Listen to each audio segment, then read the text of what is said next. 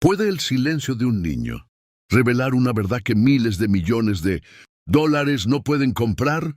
Acompáñanos en una historia donde la conexión más inesperada se convierte en la única esperanza. Si te gusta este tipo de contenido, no olvides suscribirte a nuestro canal Relicario de Emociones.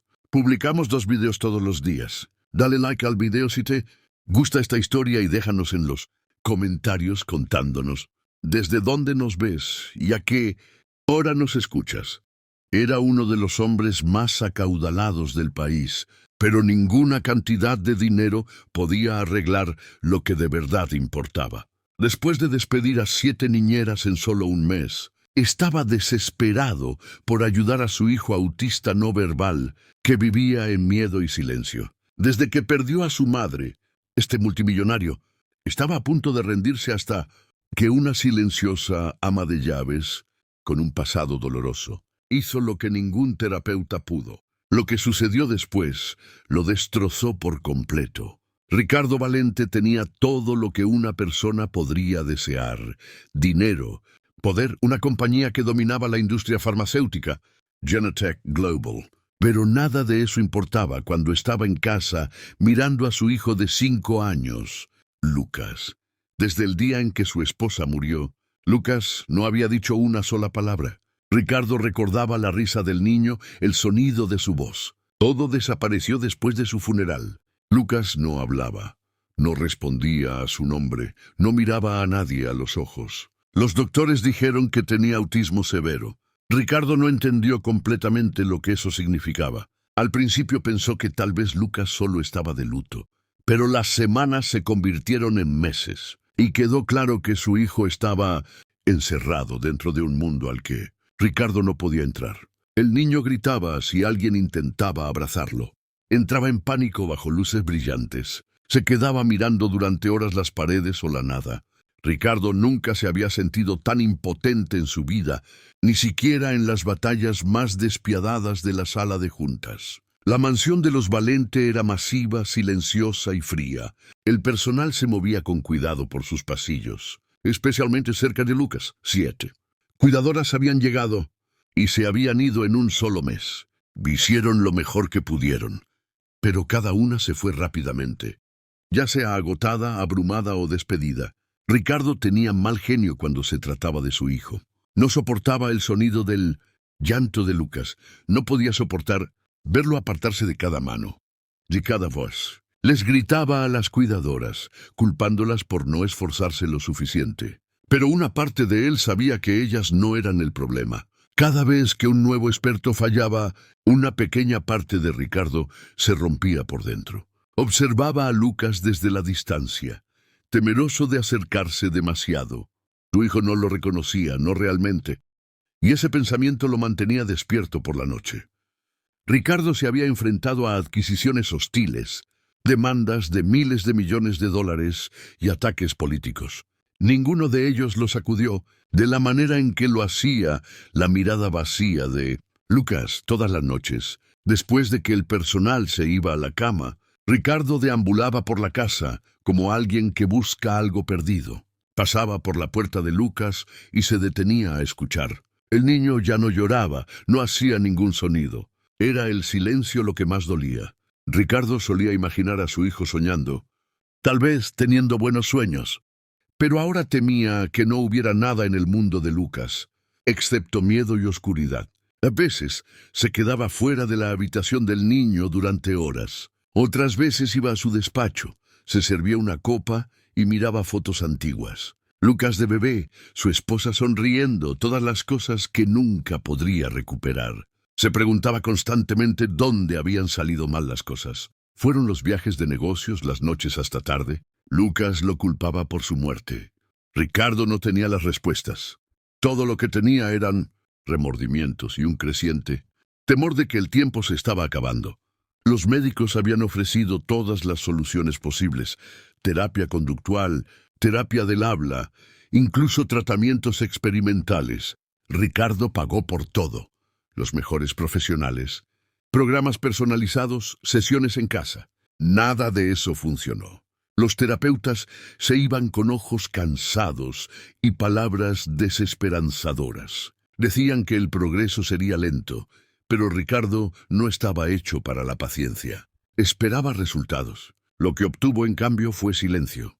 Lucas no miraba a los terapeutas, no respondía a los juguetes, juegos o música. A veces gritaba a la nada, a veces giraba en círculos hasta caer. Ricardo asistió a una sesión y tuvo que irse a la mitad. No podía soportarlo.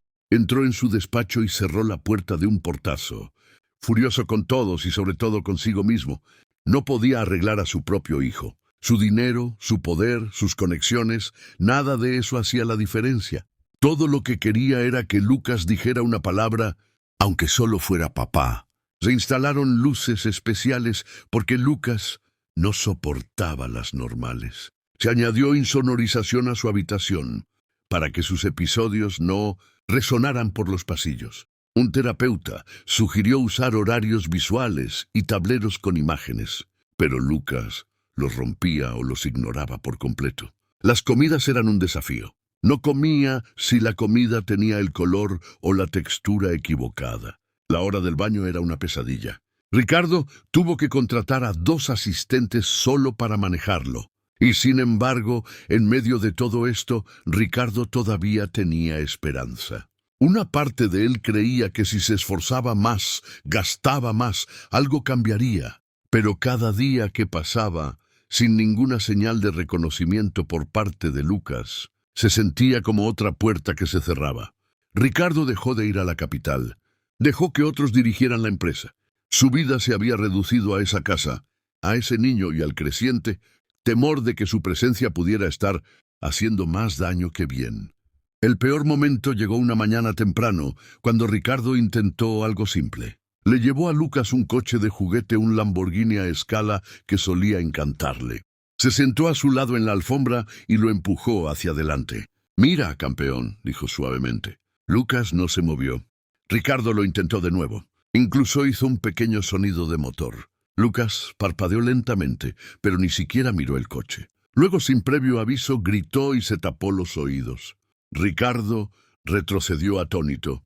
Dejó el juguete en el suelo y salió de la habitación en silencio. Más tarde, esa noche, se sentó en la oscuridad, pensando que tenía que haber algo más que intentar. Pero ¿y si no lo había? ¿Y si esto era todo? Un hijo que no lo conocía, un padre que no podía alcanzarlo. Ese pensamiento era el más pesado de todos. Que un día Lucas podría no recordarlo en absoluto. Y peor aún, tal vez nunca lo había hecho realmente. Elena Costa llegó a la mansión de los Valente temprano en la mañana. Un miembro del personal la recibió en la entrada de servicio y le mostró los alrededores rápidamente. La casa era enorme, llena de muebles caros y pasillos silenciosos. Elena no reaccionó mucho. Mantuvo la cabeza baja, asentía cuando le hablaban y no hacía preguntas. Su trabajo era simple: limpieza, lavandería, organización. Ninguna interacción con el niño. Ninguna conversación personal con el señor Valente y ninguna mención de su pasado. Así era exactamente como ella lo quería. Había sido muchas cosas en su vida. Enfermera, consejera, madre, pero aquí solo era el ama de llaves. Había solicitado el trabajo con un nombre diferente. Elena Costa no era el nombre en su certificado de nacimiento, pero era el que usaba ahora. No quería ser reconocida. No después de todo lo que pasó en la clínica, no después de lo que pasó en el juzgado. Solo necesitaba una oportunidad para respirar, para desaparecer, para empezar de nuevo. En su primer día trabajó en silencio y se mantuvo al margen. La mayor parte del personal evitaba hablar demasiado, excepto un cocinero que le dio una breve lista de tareas de limpieza. Elena se movió de habitación en habitación con su carrito de limpieza, limpiando ventanas, desempolvando estanterías, doblando toallas. Alrededor del mediodía, mientras limpiaba el gran salón, notó un movimiento detrás de las largas cortinas de terciopelo. Se detuvo y luego continuó barriendo. Por el rabillo del ojo vio una pequeña figura. Lucas estaba agarrando un caballo de peluche gastado, sus dedos frotando la tela una y otra vez. Él no la miró y ella no intentó hablar. Sabía que era mejor no hacerlo. En cambio, continuó barriendo lenta y tranquilamente, tarareando una suave melodía que su abuela solía cantar cuando Elena era pequeña. No era para él, no directamente, pero tal vez podría serlo. No miró hacia atrás, no dijo una palabra, simplemente siguió haciendo su trabajo como si él ni siquiera estuviera allí. El día siguiente fue igual. Elena limpió los pasillos, organizó los gabinetes, trapeó los pisos. Se cruzó con Lucas una vez en el pasillo de arriba. Estaba sentado con la espalda contra la pared, las piernas encogidas, los ojos fijos en un punto en la distancia. Su caballo de peluche estaba en su regazo. Elena hizo un pequeño gesto con la cabeza, pero no dijo nada. No dejó de caminar, sin movimientos bruscos, sin voz alta. En la cocina ayudó a lavar los platos. En un momento dado, notó un vaso de leche tibia intacto en la encimera. Le preguntó al cocinero si era para Lucas. «Nunca se la bebe», dijo el cocinero. «Solo se la ofrecemos todos los días». Elena tomó nota mental de eso.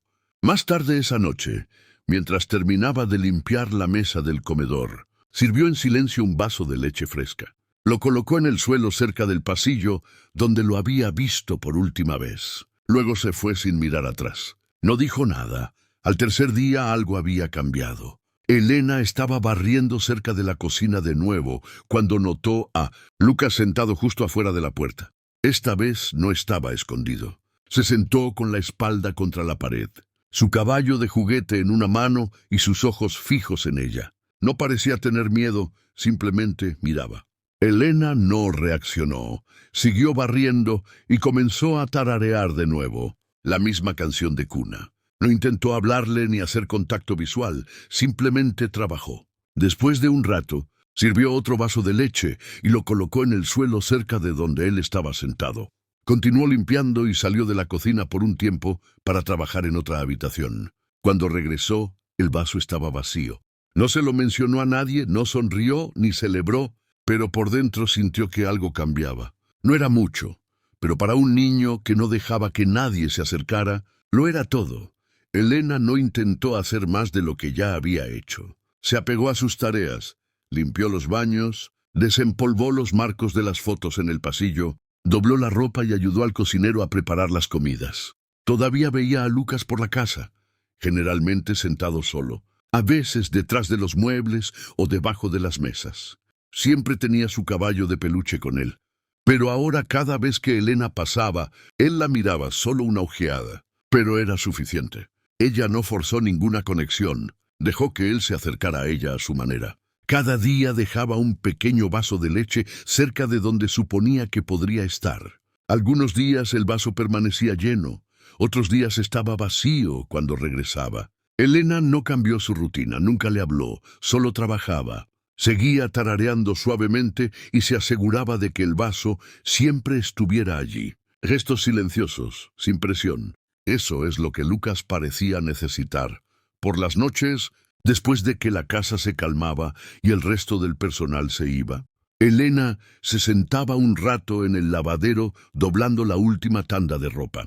A veces pensaba en su antigua vida, en Beatriz Ferraz. Ese nombre todavía dolía. Una vez había trabajado con niños con problemas. Había creído en la curación, en llegar a ellos, pero un error, una acusación y todo se había ido. Su trabajo, su licencia, su hija. Había perdido la custodia después del escándalo y no había visto a su niña en años. Ahora estaba aquí en una casa llena de silencio, tratando de reconstruir desde la nada. No había planeado conocer a un niño como Lucas, pero tal vez esta era su segunda oportunidad. No para arreglarlo, no para ser su terapeuta, solo para ser alguien que se quedaba, alguien que no se rendía después de un día. Mientras limpiaba el suelo de la cocina esa noche, notó que el vaso de leche estaba vacío de nuevo. Y eso lo era todo. La lluvia caía constantemente afuera, golpeando las ventanas de la gran mansión. El cielo estaba gris y el día había sido largo.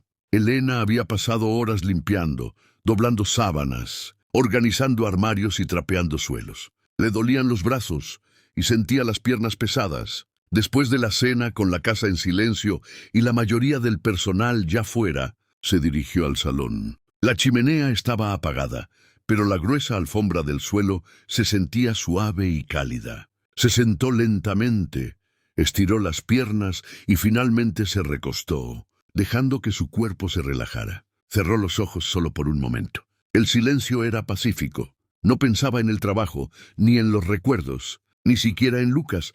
Solo necesitaba un descanso de todo. Su respiración se ralentizó y sus pensamientos se dispersaron. No oyó pasos.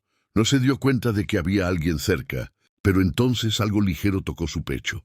Era suave, cuidadoso, como un susurro hecho de plástico y confianza. Los ojos de Elena se abrieron lentamente. No se movió de inmediato. Un pequeño estetoscopio de plástico descansaba sobre su pecho, del tipo que viene en los kits médicos de juguete. Un juguete de niño. De pie sobre ella estaba Lucas, su rostro serio y concentrado. Su mano sostenía el otro extremo del estetoscopio como si realmente estuviera escuchando. Elena lo miró a los ojos y por primera vez él le devolvió la mirada. Sin miedo, sin pánico, solo conexión. Luego, sin previo aviso, Lucas habló. Su voz era pequeña y baja, pero las palabras eran claras. «Te voy a curar, mamá», susurró. El corazón de Elena dio un vuelco. No habló, no se movió, apenas respiraba. «La te habías llamado mamá». Había hablado. No tenía sentido, y sin embargo, en ese momento no necesitaba tenerlo. Lucas estaba arrodillado a su lado, presente, comprometido y vivo, de una manera que nadie había visto antes. Elena solo podía mirar, paralizada por el milagro que se desarrollaba frente a ella. Justo en ese momento, la puerta del salón se abrió. Ricardo Valente entró, esperando ver un espacio vacío o tal vez a un miembro del personal terminando su trabajo en silencio. En cambio, vio a su hijo arrodillado junto a Elena, sosteniendo un juguete de plástico. Lucas no se dio cuenta de su padre. Estaba completamente concentrado en la mujer que yacía en el suelo. Ricardo dejó de caminar, no habló. Sus ojos se clavaron en su hijo. Luego en Elena. Vio el estetoscopio. Vio la expresión tranquila del niño. Luego lo oyó, débil pero inconfundible. «Te voy a curar, mamá». Las palabras resonaron en su cabeza. Lo golpeó como una ola. Su hijo había hablado. El niño, que no había dicho nada durante años, acababa de susurrar una frase completa. Y no le había hablado a Ricardo. Le había hablado a ella, a la ama de llaves. La mente de Ricardo se aceleró. Sintió confusión, rabia, dolor, celos y algo más que no podía explicar. No era así como se suponía que debía ocurrir la curación. Ricardo dio un paso atrás, inseguro de qué hacer. Se sentía impotente observando algo que no podía controlar. Durante años había contratado a los mejores terapeutas, especialistas del habla y expertos en comportamiento.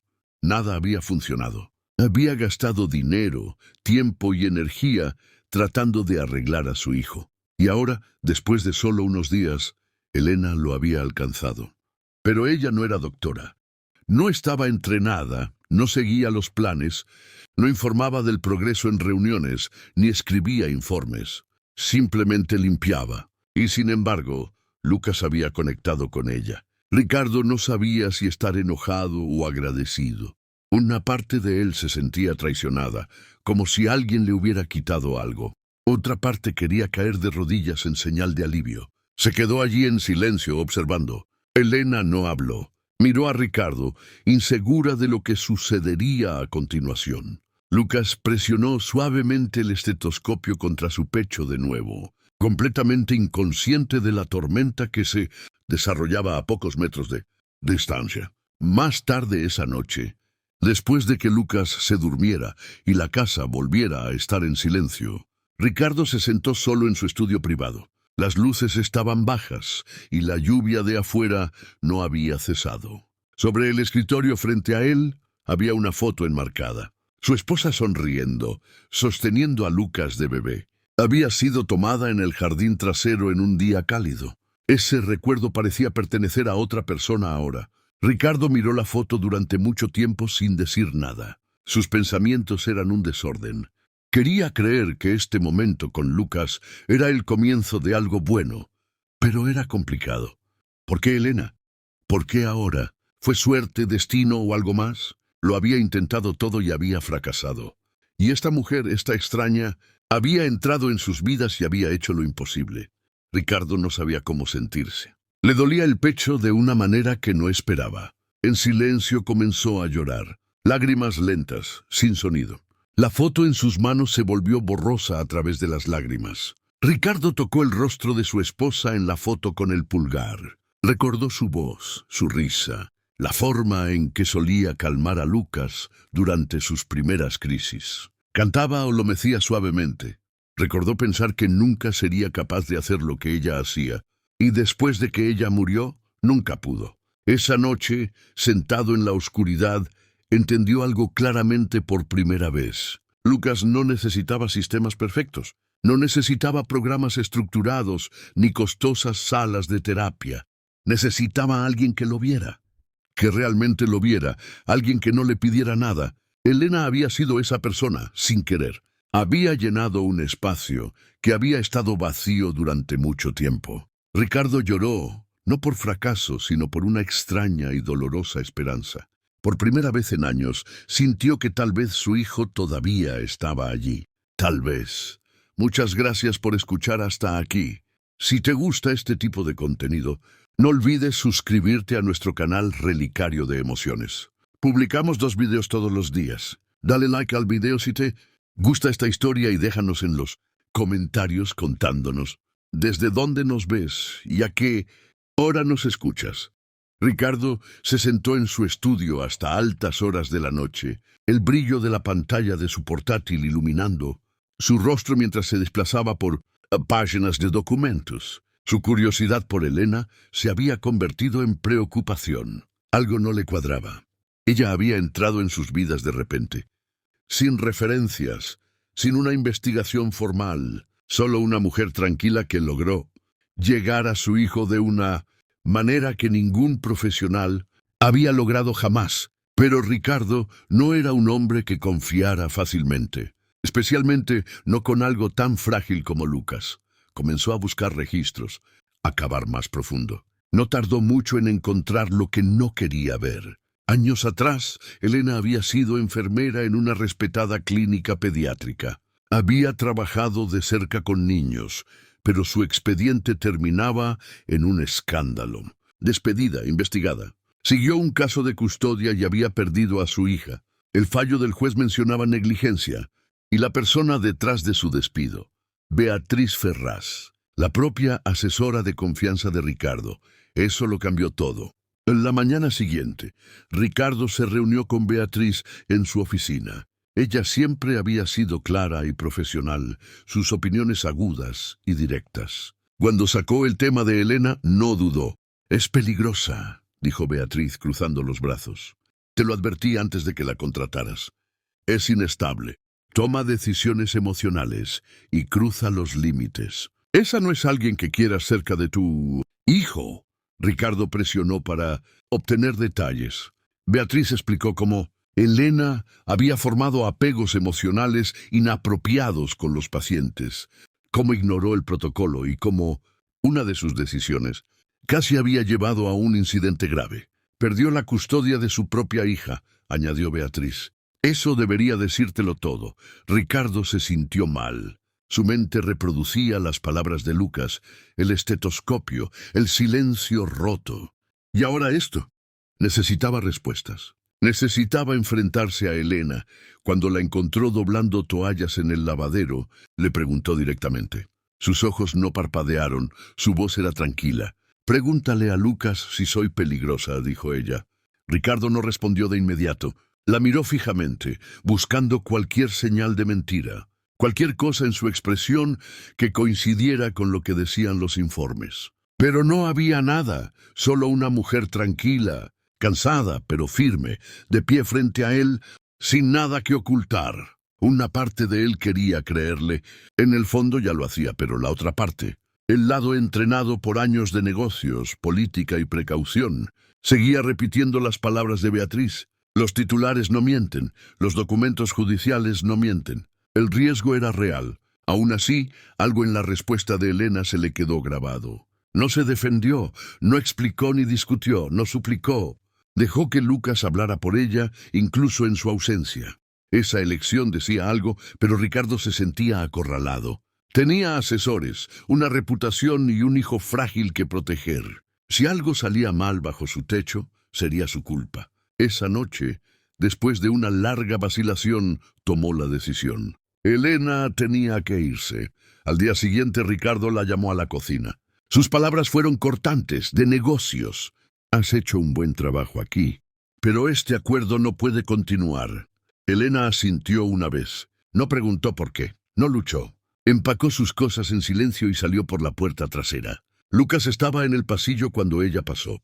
Se quedó quieto mirándola con los ojos muy abiertos. Elena lo miró, pero no habló. Le hizo un pequeño gesto de despedida y luego se fue. Esa noche la casa se sentía extraña, demasiado quieta, demasiado fría. En la cena, Lucas se negó a sentarse, apartó la comida y se acurrucó en un rincón. El personal intentó convencerlo, pero gritó. Ricardo se acercó a él, intentó hablarle suavemente, pero Lucas se estremeció y se golpeó la cabeza contra la pared una y otra vez. Ricardo pidió ayuda. Nada funcionó, ni la medicación, ni la rutina, nada. Se sentó impotente en el suelo, viendo a su hijo desmoronarse. Pasaron las horas y el llanto de Lucas no cesó. Su voz se volvió ronca, pero seguía gritando, agitándose, negándose a ser tocado. Ricardo caminaba de un lado a otro de la habitación, llamando a los médicos, suplicando soluciones. Uno sugirió aumentar la dosis de un sedante, otro recomendó la contención. Nada de eso ayudó. Cada vez que alguien se acercaba, Lucas reaccionaba peor. Su cuerpo temblaba de pánico. Ricardo finalmente ordenó a todos que salieran de la habitación y se sentó junto a la puerta con la cabeza entre las manos. La casa estaba llena de personal, pero nadie sabía qué hacer. Durante años habían confiado en expertos. Durante semanas habían confiado en Elena, y ahora se había ido, enviada lejos por lo que podría haber sido. Ricardo comenzó a preguntarse si había cometido un terrible error. Tal vez los informes eran ciertos. Tal vez ella tenía un pasado problemático. Pero aquí, en esta casa, en el pequeño mundo de Lucas, no había hecho ningún daño. De hecho, había traído algo que no habían visto en años: paz. Ricardo se quedó despierto toda la noche. Se sentó junto a la cama de Lucas, viendo a su hijo retorcerse en un sueño intranquilo. Se estaban formando moratones en la frente del niño, por donde se había golpeado la pared. Ricardo se sintió impotente. Más que eso, sintió arrepentimiento. Había tomado una decisión basada en papeles, verificaciones de antecedentes, advertencias y currículums, pero nada de eso había llegado a Lucas.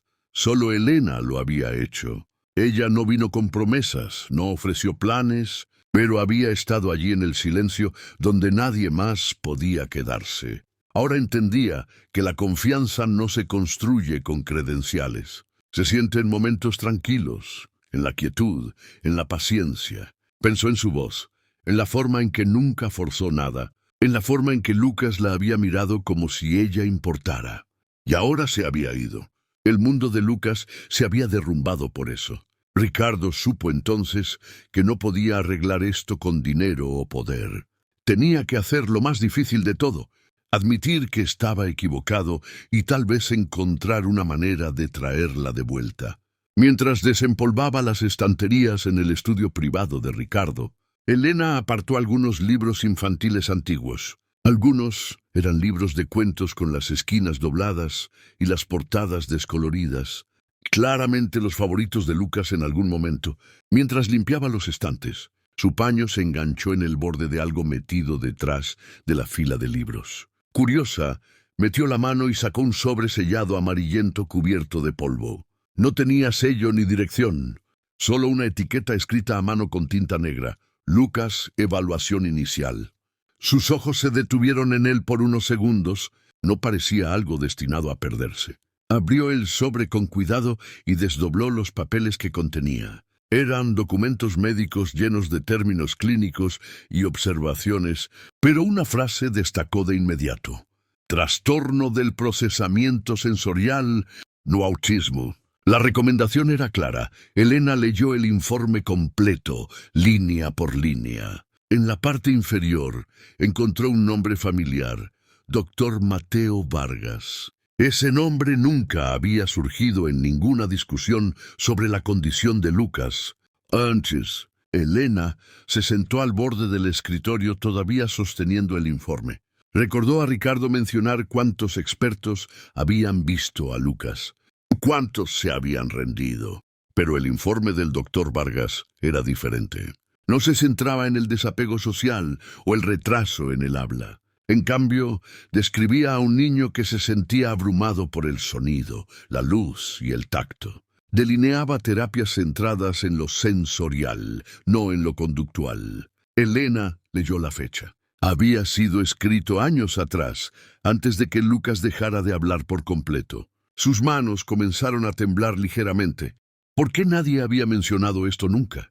¿Por qué no formaba parte del expediente oficial de Lucas? Entonces notó una página grapada en la parte de atrás. Era una recomendación para un seguimiento con una nota al final. Enviado a la señora Ferraz.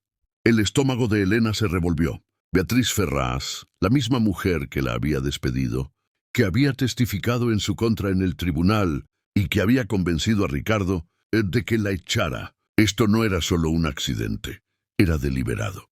A la mañana siguiente, Elena pidió una breve reunión con la terapeuta actual de Lucas. Llevó el informe consigo. Sin saber cómo sería recibido, la terapeuta, una amable mujer llamada doctora Fuentes, leyó las páginas lenta y cuidadosamente. No habló de inmediato, pero su expresión cambió a medida que pasaba por cada sección. «Esto realmente tiene mucho sentido», dijo finalmente. «Esto explica las reacciones de Lucas al tacto y al sonido mejor que un diagnóstico de autismo clásico. Se superponen, sí, pero esto se acerca más a lo que realmente estamos viendo». Elena soltó un aliento que no se había dado cuenta de que estaba conteniendo. La doctora Fuentes aceptó tomar notas en el archivo actual de Lucas y dijo que lo mencionaría a Ricardo. Elena asintió, pero en el fondo sabía que esto no iba a ser simple. Había visto de lo que Beatriz era capaz. Si había enterrado esto una vez, lo haría de nuevo. Solo que ahora Elena no tenía miedo. Elena pasó el resto del día en silencio. No lo mencionó a nadie más, todavía no. Caminó por la casa haciendo sus tareas como de costumbre, pero su mente estaba acelerada. Sabía lo que significaba este informe. No era solo una diferencia médica, era una decisión que había cambiado toda la vida de Lucas si lo hubieran tratado por un trastorno del procesamiento sensorial desde el principio. Todo podría haber sido diferente. Los gritos, los bloqueos, el aislamiento podrían haberse manejado de otra manera. Y más que eso, Elena se dio cuenta de que esto no era solo un error. Fue una elección que alguien hizo para ignorar la verdad. Beatriz le había quitado a la hija de Elena su carrera, su reputación, y ahora parecía que también le había quitado el futuro a Lucas. Elena no estaba enojada por sí misma. Esa parte de ella se había endurecido hace mucho tiempo. Pero ahora sentía algo nuevo, una necesidad de proteger a Lucas, de luchar por él como nadie más lo había hecho. Esa noche, Elena se sentó al borde de la cama de Lucas mientras él dormía. Estaba acurrucado bajo su manta, sosteniendo su caballo de peluche cerca de su pecho. Su respiración era constante, su rostro tranquilo. Le apartó un poco de pelo de la frente y susurró suavemente. «No dejaré que te hagan daño de nuevo». Lo decía en serio. Ya no era solo una ama de llaves o una mujer tratando de reconstruir su vida. Se había convertido en algo más, en esta casa, algo más importante. Elena sabía que enfrentarse a Beatriz significaba un riesgo. Podría perderlo todo de nuevo, pero no le importaba. Si se quedaba callada, nada cambiaría. Había dejado que el miedo la silenciara una vez antes. Esta vez hablaría, incluso si nadie quería escucharla, incluso si le costaba la segunda oportunidad que había encontrado aquí. Porque ahora no era solo su historia, era la de Lucas, y él ya había perdido demasiado. Elena se aferró al informe con fuerza esa noche, guardándolo en su pequeña maleta debajo de la cama. No podía dormir. Su mente seguía volviendo al día en que Lucas había hablado. «Te voy a curar, mamá. No había sido solo un juego de niños. Había sido un mensaje. Él había confiado en ella. Se había acercado cuando todos los demás se habían rendido. Elena no iba a dejar que ese momento desapareciera. Pensó en cada contratiempo, cada diagnóstico falso, cada adulto que había mirado a Lucas y solo había visto un problema que manejar. Él merecía algo mejor. A la mañana siguiente planeaba hablar con Ricardo, no solo sobre el informe, sino sobre todo Beatriz, las mentiras, las consecuencias. No esperaba que le creyera de inmediato, pero tenía que intentarlo. Porque Lucas le había susurrado cuando el mundo decía que no podía hablar. Eso no fue un error, eso fue una prueba. Y Elena estaba lista para luchar por ello, sin importar lo que viniera después. Ricardo no le contó a nadie sobre la cita, excepto a Elena. No quería prensa, no quería que Beatriz se involucrara. Ni siquiera usó a su asistente. Llamó al doctor Vargas directamente después de la medianoche, dejando un mensaje con su nombre real. A la mañana siguiente, el médico devolvió la llamada. Su voz era tranquila y mesurada, no sorprendido de saber de Ricardo después de todos estos años. El doctor Vargas se había retirado de los grandes hospitales y ahora dirigía una pequeña consulta privada en un tranquilo pueblo de la Sierra de Gredos. No se publicitaba, tomaba un puñado de casos al año. Recuerdo a Lucas, dijo. Siempre me pregunté qué pasó después de que mi informe fuera ignorado. Ricardo hizo una pausa. Queremos saber la verdad ahora. Elena estaba cerca durante la llamada, escuchando, esperando. Cuando Ricardo terminó la conversación, ella habló sin dudar. Voy contigo, él asintió. No discutió, no podía. Para esto la necesitaba. Para Lucas, ella ya era la única persona que importaba.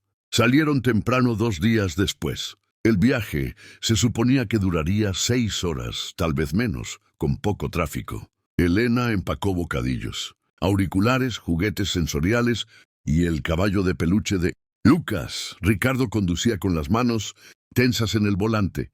Lucas se sentó en la parte de atrás, en silencio al principio, mirando por la ventana. Aproximadamente a la mitad del viaje, se detuvieron en un área de descanso. Lucas había parecido tranquilo hasta el momento en que salieron del coche. Entonces algo lo desencadenó. Tal vez el eco de un secador de manos dentro del baño. Tal vez el ruido repentino de un camión que entraba. Cayó al suelo tapándose los oídos, gritando fuerte. La gente miraba. Ricardo se quedó paralizado. Se inclinó hacia adelante, pero no supo qué hacer. Elena no dudó. Se metió debajo de una mesa de picnic con Lucas, lo atrajo suavemente a su regazo y comenzó a tararear suavemente. Sin hablar, solo tarareando.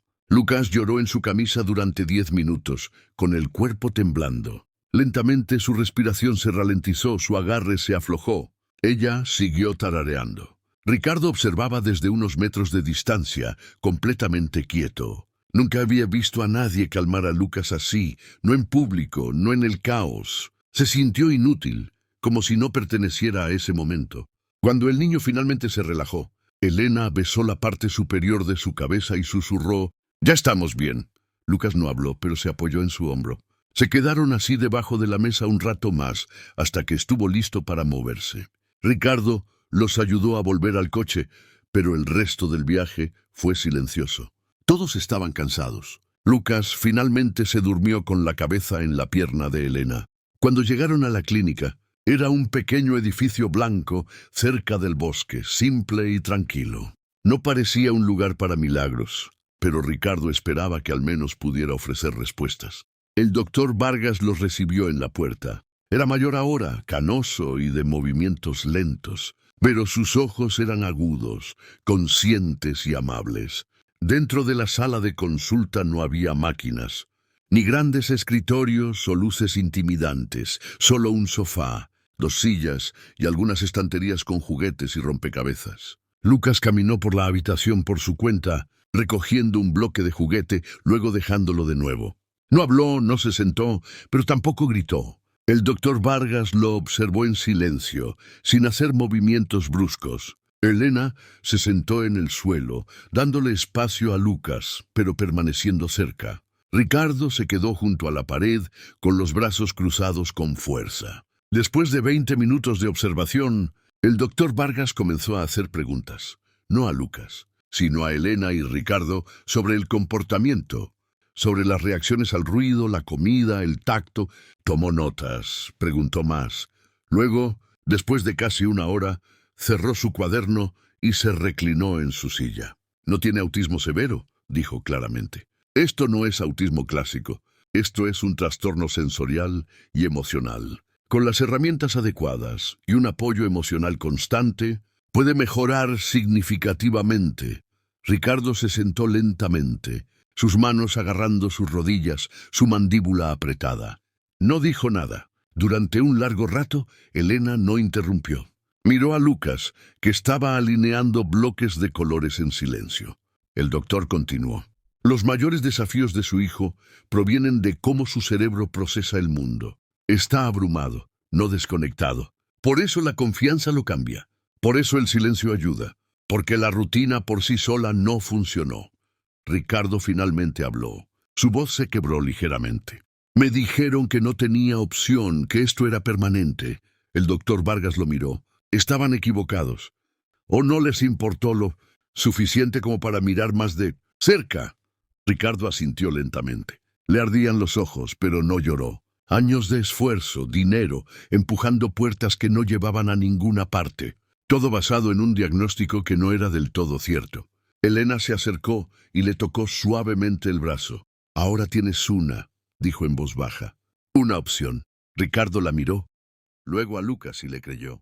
En el viaje de regreso nadie habló durante la primera hora. Lucas durmió. Elena miraba por la ventana pensando. Ricardo conducía, pero no pensaba en la carretera. Pensaba en lo diferente que podría haber sido todo. Todos los terapeutas, todo el dinero, todo el miedo. Nada de eso había llegado a Lucas de la manera en que Elena lo había hecho. Pensó en Beatriz, en el informe enterrado, en las mentiras que habían moldeado la vida de su hijo.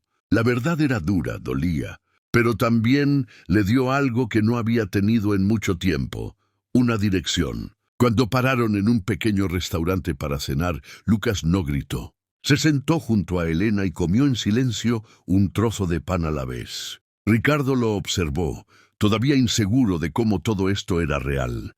Pero lo era. Esa noche, de vuelta en la mansión, Ricardo no fue a su estudio. Se sentó fuera de la habitación de Lucas y escuchó no llantos, sino silencio. Y en ese silencio oyó esperanza. El ataque llegó sin previo aviso. Una mañana Ricardo abrió su tableta para revisar los correos electrónicos y en su lugar encontró alertas de noticias parpadeando en la pantalla. Titulares de múltiples medios llenaban la página de inicio. Mujer desacreditada de vuelta en la vida de un niño.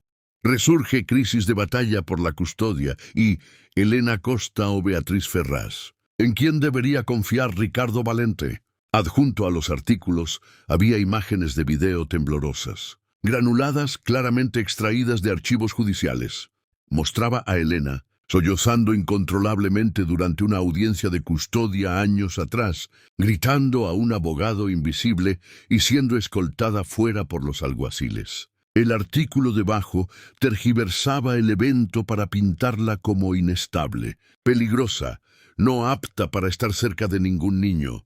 Para empeorar las cosas, se compartieron documentos médicos, archivos que afirmaban que había estado bajo vigilancia psiquiátrica. Ricardo miró la pantalla con incredulidad. Era una campaña de difamación en toda regla. Y la fuente de la filtración, Beatriz Ferraz, ni siquiera había intentado ocultarlo. Fue un golpe brutal y calculado, y funcionó rápido. En 24 horas, los servicios de protección infantil contactaron a Ricardo directamente. Habían recibido múltiples informes expresando preocupación por la seguridad de Lucas debido a la presencia de Elena en el hogar. Se abrió una investigación formal. Ricardo se resistió, intentó explicar la situación, pero la agencia siguió el protocolo. Hasta que se resolviera la investigación, Elena tenía que ser retirada de la casa. 2 funcionarios vinieron a escoltarla. No se resistió, no lloró. Elena solo miró a Lucas, que estaba sentado en el suelo, abrazando su caballo de peluche. Cuando la puerta se cerró detrás de ella, él no reaccionó al principio. Pero al anochecer todo cambió. Lucas rechazó la comida, se sentó en un lugar durante horas, meciéndose de un lado a otro. Cuando Ricardo intentó consolarlo, el niño gritó, se agitó y arañó la puerta. Una y otra vez gritó una palabra, ¡Mamá! Y hasta que su voz quedó ronca. Nada lo calmaba. Ni la medicina, ni los brazos de Ricardo, ni el silencio. Sin Elena, Lucas comenzó a desmoronarse. Ricardo lo intentó todo. Llamó a médicos, terapeutas. Incluso trajo de vuelta a un especialista que no había visto a Lucas en más de un año. Pero nada ayudó. El niño no dormía en toda la noche. Se golpeaba la cabeza contra la pared. Se negaba a beber, se negaba a ser tocado. Su regresión fue rápida y severa. Ricardo se sentaba fuera de la habitación de Lucas noche tras noche, escuchando los llantos. Intentó abrazar al niño, leerle, reproducir las viejas canciones de cuna de Elena desde su teléfono. Lucas solo gritaba más fuerte. Una noche, Ricardo se derrumbó en el pasillo con la cabeza entre las manos. Pensó en lo que Beatriz había dicho cuando llamó. No puede salvar a un niño con una mujer rota. Pero ahora sabía la verdad. Elena no era el problema. Elena era la respuesta. Lucas no solo había mejorado con ella, había cobrado vida. El error de Ricardo no había sido contratarla, había sido dejarla ir. Y ahora no podía ignorar esa verdad por más tiempo. Beatriz continuó su campaña. Envió declaraciones a la prensa elogiando a los servicios de protección infantil por su rápida intervención. Se reunió con los miembros de la junta directiva. Contó su historia sobre la protección de Lucas de una ex empleada manipuladora con un pasado peligroso. Ricardo no dijo nada públicamente, todavía no, pero comenzó a trabajar entre bastidores. Se puso en contacto con antiguas familias que habían trabajado con Beatriz. Algunos dudaron al principio, otros colgaron, pero finalmente la gente comenzó a hablar. Una madre describió cómo su hijo fue mal diagnosticado y puesto en medicación innecesaria durante años. Otro padre explicó cómo su esposa había sido amenazada con acciones legales cuando desafiaron los planes de tratamiento de Beatriz. Una enfermera compartió cómo había sido despedida después de cuestionar un informe. A medida que las historias se sumaban, Ricardo vio el patrón. Beatriz había construido un sistema basado en el control y el silencio. Los que la obedecían se quedaban. Los que se resistían eran desacreditados. Y Elena no solo se había resistido, había expuesto las grietas. Ricardo siguió reuniendo pruebas. Contrató a un investigador independiente para rastrear los documentos alterados utilizados contra Elena. La falsificación era obvia para un ojo profesional. Desajustes de metadatos, firmas inconsistentes, fechas que no coincidían. Se reunió con asesores legales para ver cómo la información falsa se había colado en el sistema. Cada paso trajo más pruebas de manipulación. Pero esto ya no se trataba solo de limpiar el nombre de Elena. Ricardo sintió algo más profundo, una necesidad de hacer lo correcto, no solo por Lucas, sino por cada niño que Beatriz había engañado, cada padre que había silenciado. Comenzó a preparar un informe completo, recopilando testimonios, registros y estados financieros. Su equipo legal le advirtió que acabar con Beatriz sería complicado. Tenía amigos poderosos, pero a Ricardo no le importaba. Había estado ciego durante demasiado tiempo, dejándola operar bajo su protección. Eso se había acabado. Ahora ella se enfrentaría a la verdad. Él se aseguraría de ello, incluso si le costaba todo. La mansión ya no se sentía como un hogar. Ricardo caminaba por los pasillos en silencio, oyendo ecos de los gritos de Lucas. El niño apenas hablaba ahora. Pasaba la mayor parte de sus días acurrucado en rincones, rechazando la comida, a veces solo susurrando «mamá» para sí mismo. Elena llamó una vez solo para saber cómo estaban, pero los servicios de protección infantil le habían advertido que no contactara a la familia. Durante la revisión, no pidió actualizaciones, solo dijo «dile que no me he ido». Ricardo prometió que lo haría. Esa noche se sentó en la habitación de Lucas, viendo a su hijo dormir con ojeras bajo los ojos y moratones en los brazos de sus propios puños. Ricardo miró por la ventana e hizo un voto. Beatriz ya había tomado suficiente. Había mentido, manipulado, destruido vidas, y ahora su tiempo se había acabado. No iba a parar hasta que cada verdad que ella enterró fuera sacada a la luz. Elena había luchado sola durante demasiado tiempo. Ahora era su turno. Elena se sentó sola en una pequeña casa de huéspedes a horas de distancia de la mansión de los Valente.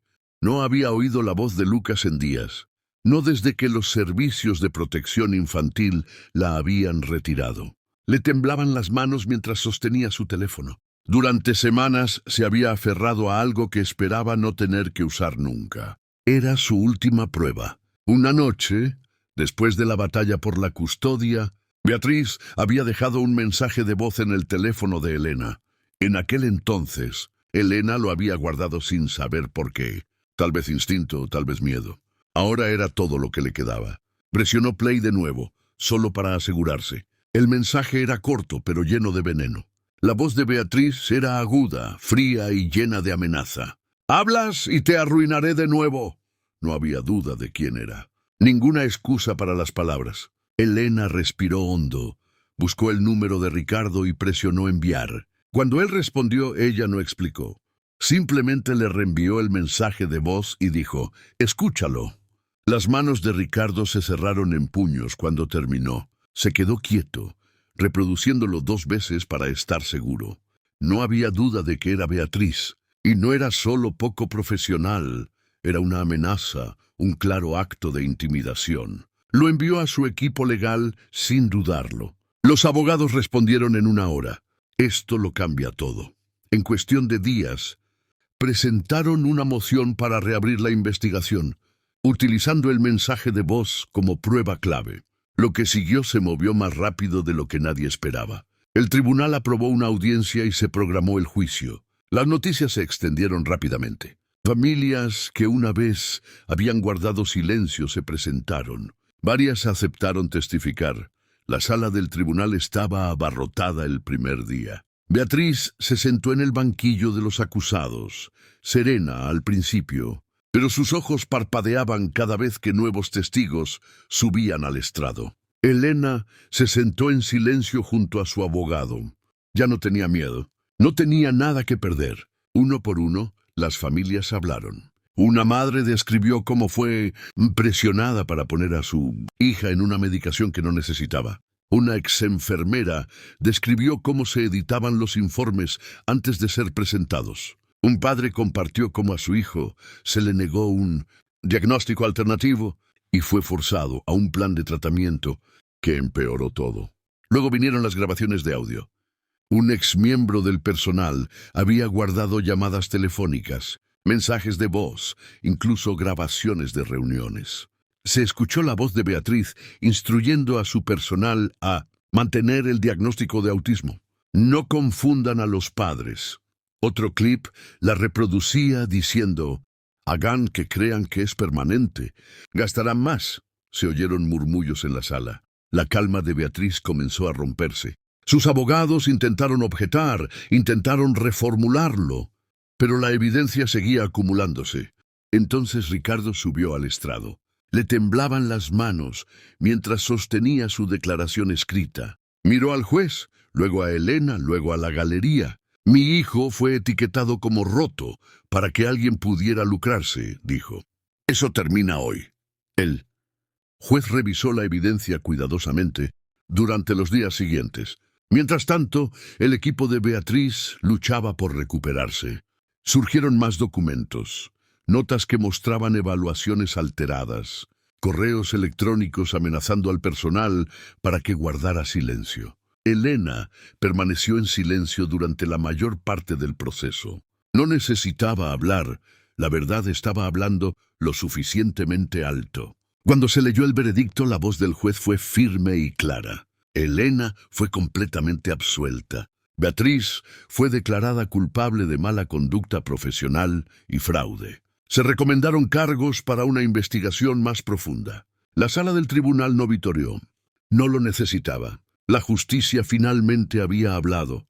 Después del juicio, Elena salió y respiró profundamente. No se sentía victoriosa, se sentía cansada, pero estaba libre. Más importante aún, Lucas estaría libre. Ricardo salió detrás de ella sosteniendo un simple sobre. Dentro había una carta del tribunal, confirmando que Elena podía volver a la casa sin restricciones. Lo tomó con ambas manos y lo apretó contra su pecho. Esa noche, Elena regresó a la mansión. Entró por la puerta principal lentamente, insegura de lo que encontraría, pero no tuvo que esperar mucho. Desde lo alto de las escaleras apareció Lucas. Se veía diferente, más delgado, más callado, con ojeras bajo los ojos. Por un segundo solo la miró, luego corrió. Sus pequeños pies golpearon el suelo rápidamente mientras se abalanzaba a sus brazos. Las lágrimas caían por sus mejillas. «¿Volviste?», susurró una y otra vez. Elena lo abrazó con fuerza, sus brazos completamente envueltos alrededor de él. Ricardo estaba cerca, observando con los ojos húmedos. Luego, por primera vez, dio un paso adelante y los abrazó a ambos. No fue forzado, no fue planeado, simplemente sucedió. Un momento real, honesto y lleno de todo. Habían sobrevivido, habían perdido tiempo, habían perdido la paz, pero ahora juntos comenzaban a sanar. El silencio había terminado. Ricardo observó a Lucas de cerca esa noche, mientras el niño comía la mitad de una comida por primera vez en días. Elena se sentó a su lado, tarareando suavemente. Lucas se apoyó en su hombro como si nada hubiera cambiado. Pero todo había cambiado. Ricardo se sentía diferente, más ligero, más fuerte. Durante años había creído lo que la gente le decía. Siguió diagnósticos, firmó cheques, siguió planes que nunca funcionaron. Pero ahora sabía más. Había aprendido de la manera más difícil que el silencio puede hablar y el miedo puede mentir. Lucas no necesitaba ser salvado. Necesitaba que creyeran en él.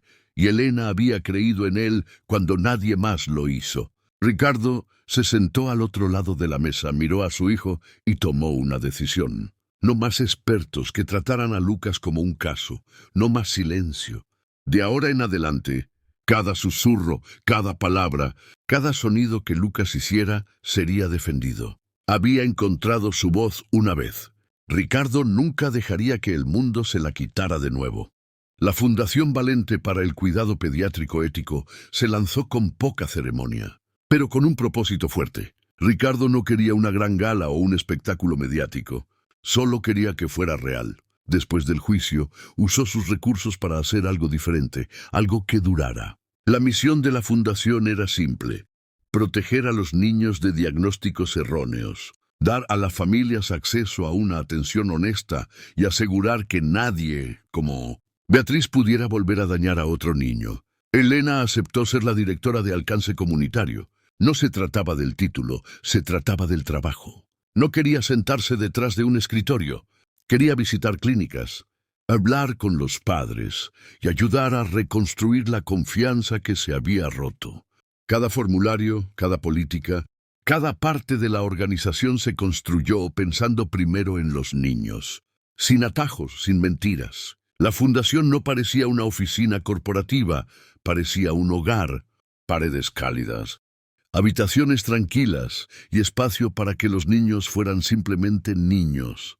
La vida personal de Elena cambió igualmente. Meses después de que terminara el juicio, recibió un mensaje de su abogado. Su hijo Tiago, que ahora tenía 9 años, quería conocerla. Elena se quedó paralizada con el teléfono en la mano, sin saber si lo había leído bien. Organizaron una reunión supervisada al principio, pasos pequeños y cuidadosos. Tiago era tímido, no corrió a sus brazos, no lloró. Solo la miró con ojos grandes e inseguros y dijo: «Hola». Eso fue suficiente. Las visitas se hicieron más largas, más relajadas. Dibujaban juntos, jugaban, comían helado en un banco. Elena aprendió que a Tiago le gustaba el espacio y no le gustaban los ruidos fuertes. Notó la forma en que se movía, tranquilo y pensativo. Había cosas que se había perdido, años que no podía recuperar, pero no lo apresuró. No forzó nada, simplemente se presentaba cada vez, siempre tranquila, siempre esperando. Y poco a poco Tiago la dejó entrar de nuevo. Lenta y cuidadosamente comenzó a llamarla mamá. Sabía que a él no le importaría, pero no pudo evitarlo. Necesitaba que se sintiera seguro para él. Cuando el coche se detuvo, Lucas ya estaba mirando por la ventana. Ricardo estaba cerca, en silencio. Tiago salió sosteniendo un cuaderno de bocetos y usando auriculares. Elena lo recibió en la puerta y sonrió. Lucas se quedó atrás al principio, inseguro.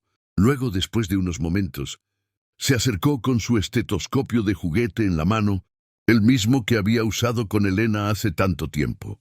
No dijo mucho, pero se lo extendió a Tiago y dijo: «Tú también puedes usarlo». Eso fue todo. Sin grandes gestos, solo una oferta silenciosa de un niño a otro. Elena se dio la vuelta para que no vieran sus lágrimas. En ese pequeño momento, dos niños encontraron algo entre ellos que ningún adulto tuvo que explicar. Fue simple y fue real. La casa lentamente se convirtió en algo que nunca había sido antes: viva. Las paredes ya no eran solo madera pulida y obras de arte. Estaban cubiertas de pintura de dedos, dibujos de papel y notas adhesivas. La cocina a menudo estaba desordenada, con cereales en la encimera y platos en el fregadero. Lucas y Tiago no siempre hablaban, pero se movían juntos leyendo, construyendo rompecabezas o sentados uno al lado del otro con auriculares. Elena y Ricardo se adaptaron al caos. En lugar de horarios estrictos, seguían ritmos. A Tiago le gustaban las mañanas, a Lucas le gustaba la tranquilidad. Algunos días eran tranquilos, otros no, pero la risa, los desórdenes, las pequeñas victorias hacían que todo valiera la pena. Ricardo dejó de leer informes de negocios antes de acostarse. En cambio, ayudaba a Lucas con ejercicios de dibujo y memorizaba los colores favoritos del niño. Elena dejó de disculparse por el ruido. Esto no era desorden, era vida, ruidosa, impredecible, pero llena de significado. Y en esa vida, ambos niños comenzaron a crecer. No perfectamente, no rápido, pero estaban creciendo juntos. Fuera de casa, la fundación ganó una atracción real. Clínicas de todo el país solicitaron consultas. Los padres escribían con historias. Algunas eran esperanzadoras, otras desgarradoras. Elena viajaba a menudo, visitando pequeñas oficinas de pueblo y grandes hospitales, compartiendo lo que había salido mal y cómo se podía hacer bien. Ricardo se unía a ella a veces, hablando no como un multimillonario, sino como un padre que casi pierde a su hijo por el silencio. Juntos hablaron en conferencias de educación, simposios médicos e incluso ante el Congreso. No pidieron elogios, pidieron un cambio. Elena no estaba interesada en hacerse famosa. No quería premios, solo quería una cosa: seguridad para Lucas, para Tiago y para los miles de niños que todavía no tenían voz. Cada vez que se paraba frente a una sala y compartía su historia, pensaba en el día en que encontró el estetoscopio en su pecho y oyó a Lucas decir: «Te voy a curar». «Mamá», ese era su porqué, y siempre lo sería. Por la noche, cuando la casa finalmente estaba en silencio y las luces estaban tenues, Elena a menudo se sentaba cerca de la habitación de los niños y escuchaba, no porque esperara oír algo importante, sino porque el sonido que oía importaba. Una risa tranquila, una pregunta suave, el tarareo de una canción de cuna que Tiago había aprendido de ella. Lucas ya no gritaba por la noche, ya no arañaba las puertas, y Tiago ya no la observaba desde la distancia. La abrazaba ahora, le contaba historias, le pedía que se quedara. Ricardo a veces se unía a ella en el pasillo, sentándose en silencio sin necesidad de hablar. Ambos habían perdido mucho, pero habían construido algo más fuerte a cambio. No una familia perfecta, sino una real, una basada en la paciencia, la confianza y el coraje de empezar de nuevo. La mansión, que una vez resonaba con silencio, ahora resonaba con vida. Y por primera vez en años, Elena no tenía miedo del mañana. Ya estaba viviendo el futuro que una vez solo había soñado. La gala se celebró en el gran salón de un hotel, lleno de filas de mesas, luces de cristal y grandes pancartas con el logotipo de la Fundación Valente. Fue un evento formal organizado para recaudar fondos para la salud mental pediátrica y los diagnósticos éticos. Médicos, padres, donantes y funcionarios llenaban el espacio, vestidos con trajes y vestidos de noche, bebiendo vino y esperando los discursos. Elena estaba de pie del costado del escenario, con las manos fuertemente entrelazadas frente a ella, tratando de calmar sus nervios. Había hablado en muchos eventos antes, pero este se sentía diferente. Esta noche no se trataba de investigación o política. Esta noche, algo inesperado estaba a punto de suceder. Detrás de las cortinas, Lucas estaba listo. Sosteniendo su estetoscopio de juguete, el mismo que había llevado desde el día en que habló por primera vez. Llevaba un pequeño blazer, el pelo peinado pulcramente y un pin con el logo de la fundación. El corazón de Elena latía con fuerza. Había practicado este momento, pero aún no estaba segura de si lo llevaría a cabo. Las luces se atenuaron ligeramente mientras el anfitrión del evento terminaba su presentación. Y ahora, dijeron, alguien muy especial tiene unas palabras que compartir con nosotros. Un foco se dirigió al costado del escenario. Por un segundo, Lucas no se movió. Luego lentamente salió a la luz. Los flashes de las cámaras destellaron. Los susurros recorrieron la multitud. Muchos invitados ya conocían su historia. Algunos incluso habían leído sobre el juicio o visto segmentos de noticias sobre la fundación. Valente, pero pocos habían visto a Lucas en persona, y ninguno lo había oído hablar en público. Se detuvo en el centro del escenario y miró a través de la sala. Sus manos agarraron el micrófono. Por un breve momento hubo silencio, tan silencioso que Elena temió que se hubiera quedado paralizado. Pero entonces Lucas se giró, la miró directamente y sonrió suavemente. Su voz era gentil pero clara. «Esta es mi mamá», dijo. «Ella me curó. Ahora yo la curo a ella». La sala quedó en completo silencio. Luego jadeos, luego lágrimas. Elena se llevó las manos a la boca. Sus rodillas casi se doblaron. No sabía exactamente qué diría Lucas, solo que había pedido hablar. Pero escuchar las palabras frente a tantos, con todos los ojos puestos en él, era más de lo que había imaginado. Había algo en su voz que no había estado allí antes. Confianza, claridad. No tenía miedo, no se escondía. Se mantuvo erguido, sosteniendo el estetoscopio sobre su pecho como una insignia. La audiencia se puso de pie lentamente, aplaudiendo suavemente al principio, luego más y más fuerte. Algunos se secaban los ojos, otros se llevaban la mano al pecho. Ricardo, sentado en la primera fila, no podía hablar. Apretó los brazos de su silla, parpadeando para contener las lágrimas. Años de silencio, de duda, de miedo, se habían ido en un solo momento. Esto no era solo un discurso, era un regreso.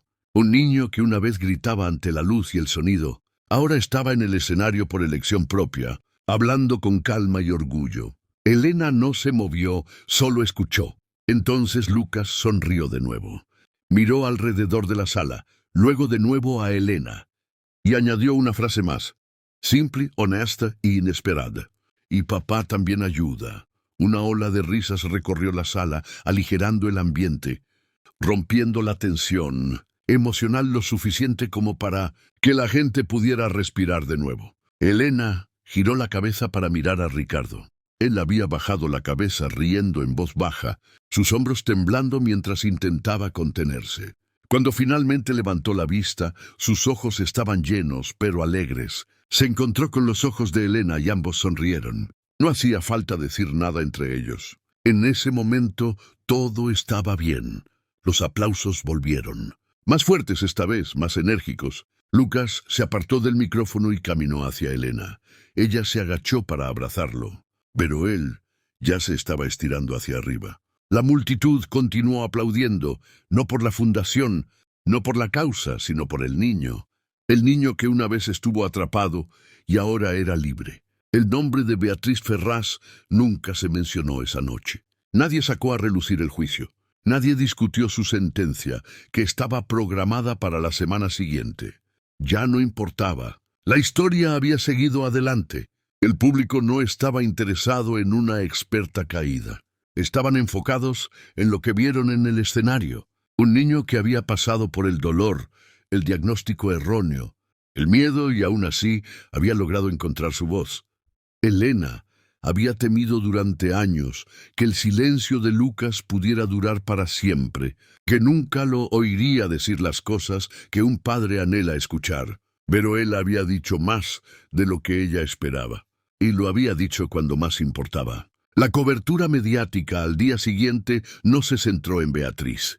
Todos los titulares decían lo mismo: el niño que finalmente habló. Las fotos mostraban a Lucas de la mano de Elena, saludando tímidamente a la multitud con el estetoscopio todavía alrededor del cuello. Por una vez, no se trataba del daño causado, se trataba de lo que venía después. Después del evento, la mansión estaba en silencio. Los invitados se habían ido.